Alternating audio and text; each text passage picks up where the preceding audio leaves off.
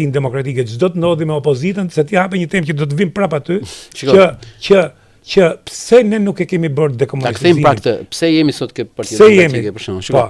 Unë sot u trishtova më thënë drejtën. Çfarë do të ndodh me zhvillimin normal ose me rotacion e pushtetit për të ardhmen, se kështu si ka nis kjo punë. Pa një reformim të thellë, domethënë pa u kthy moralisht shumicë opozita, nuk kthehet dot shumicë qeverisë. Fillimisht duhet të kthehet shumicë morale. Dhe Partia Demokratike ka pikërisht të problem.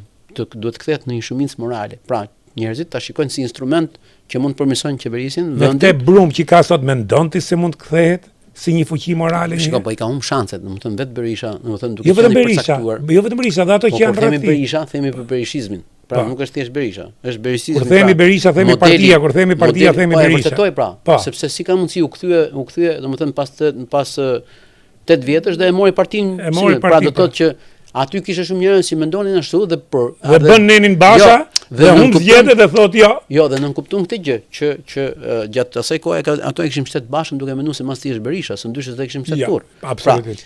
Ikja partisë kaq kollaj. Domethënë brenda 2-3 muajve nga Basha te Berisha tregon që partia kishte qenë e Berishës, nuk kishte qenë e Bashës. Në këtë sens, domethënë ne duhet të kuptojmë që këtu kemi të bëjmë me një nevojë të jashtëzakonshme për një rifreskim dhe duhet të kuptojnë ata njerëz atje që kur flasim për Berishën, flasim për opozitën, flasim për Shqipërinë. Një opozitë e dobët është një Shqipëri e dobët. Një opozitë e dobët nën kupton një qeveri arrogante. Ky është problemi sot. Por ata vazhdojnë mendojnë që, domethënë, shikoj, janë të njëjtët njerëz që në 2021 thoshin që duhet të iki Basha sa i ndihmon Ramën, tani thonë mos iki Berisha se kështu ndihmojmë Ramën. Pra, domethënë është për çështje për çajt. Prandaj ta mbyll aty është bërë qesharake kjo punë. Është për çështje për çajt. Dhe sot po tamam qesharake. Avokati Berishës ka bërë deklaratë llahtarshme. Kush? Avokati i Zotit Berisha. Po, e pas. Po, ajo ishte llahtarshme, jo vetëm me dhunë, më thënë. E para nuk kupton që midis atyre njerëzve që i dhanë mundësinë Berishës të merrte partinë, pra Gazbari dhe disa tjerëve që u bashkuan, tregon që ka pasur një pazar dhe sot po e kërcënon Berishën me atë pazar që nëse ti humb zgjedhjet do ikësh do na lësh në partinë. Dhe jam i sigurt që po ata s'kan kuptuar gjë. Po do kërcas unë aty. Ata s'kan kuptuar gjë. Do kërcas unë më e mend. Ata s'kan kuptuar gjë që nuk ka asnjë ende domethënë që ta fusin lojë Berishën. Berisha i fut në gjithë në lojë, ëh?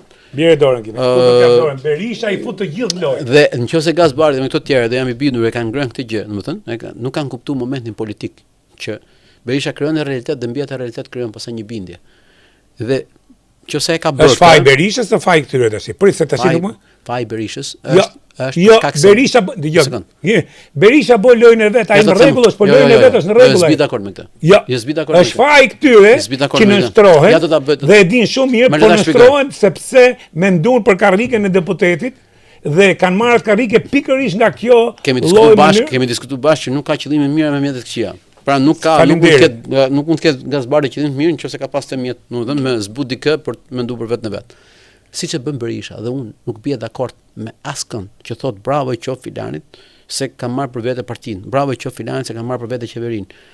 Këta duhet të kuptojnë që të qenurit në krye të një partie që ka një besueshmëri në një pjesë të madhe të popullsisë shqiptare, po qoftë edhe 20.000 veta me të besuar.